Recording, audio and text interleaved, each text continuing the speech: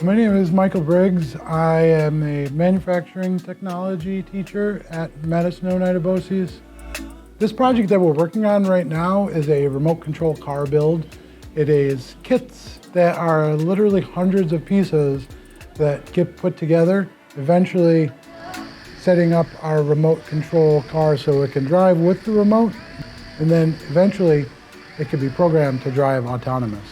You really get to think in the creativity and just how to put it all together, you know, to really do what you want to do. Different wheels, different wheel sizes, different ratios, so it does different things. My car, what I'm doing is I'm taking the biggest wheels and I'm making the gear ratio so then it spins really fast. So this project is really great because it pairs mechanical and electrical skills in the classroom. That's one of the things I always tell the new students or potential new students to the class, that those are the two skills that are needed in this classroom.